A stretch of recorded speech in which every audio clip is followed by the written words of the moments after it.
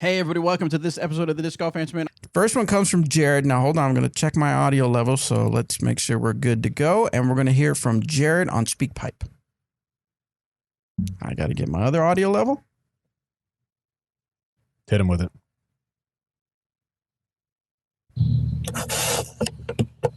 What's up, Disc Golf Answer Man podcast? The Truth, Eric McCabe, the Don Juan, Robert McCall, the People's Champ, Bobby CoolDaddySlickBreeze. This is Jared from up in the bold north, the Purple People Eaters, land of 10,000 disc golfers, Minnesota.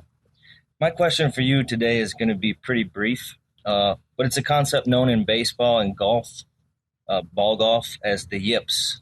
I've been playing about 6 years. I fancy myself competent enough to be a professional. I'm entering in my first professional tournament, and I've been suffering recently with the yips. I had some back injuries, and then I had a sort of form breakthrough. And for some reason, I keep reverting back to my old habit of opening my hips way early and having my feet parallel instead of set apart a bit. And then I end up, either early releasing or just in general kind of fluffing shots much shorter than they should be. And that translates to putting as well. But I think it's mostly on the backhand drive. Forehand seems not to be affected. But yeah, I'm wondering, you guys, with all of your tournament experience and all of your experience just in general in sports in your life, how you've overcome or have you dealt with the yips? Sweet. Great question. Yeah. I was going to define yips for everybody. Yeah, I looked it up. Oh, okay. Internets. I'm not going to look it up. What would you define it as? Well, the yips is like when people call it the yips when you can't make short putts. So basically, it's like when you're fine motor skills is probably the best way to put it. When they just aren't acting the way that you're used to them acting, right? So kind of that's kind of what the yips is. Kind of when the pressure gets to you, or mentally you can't get over a hurdle, and so your body isn't acting the way that you want it to. That's kind of what I would define. Right. It's defined in here as extreme nervousness causing a golfer to miss easy putts. Yeah. So basically what you said. Yeah. But you said it this way. I said it that way. Oh, yeah? Yeah.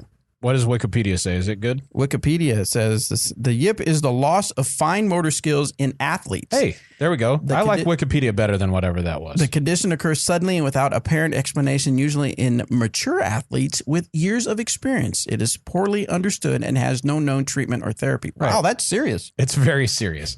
So yeah, now this is not... Is that the same as yippee-ki-yay? Oh, wait, what? I would say there's... Yips is traditionally talked about with putting, but I think it makes sense to talk about when throwing as well. One question that I would ask you, Jared, is if your form is reverting back to the way it was before that breakthrough, when you're playing all rounds or just tournament rounds or just casual rounds, if anything, I would drill that down as much as you can in the field before you go play on the course again, because I know this is something that I fall into as well. I know that I can get to where I spend too much time playing rounds and not caring as much about field work. And that's when I fall into old bad habits. And so I would recommend to you, get out on the field and drill that until that's the only form that you even remember anymore. And then go from there, take that into competitive rounds. That's what I would do. And you said it's some on putting, but mostly on throwing. Yeah, the more you drill that not in a competitive state, the better.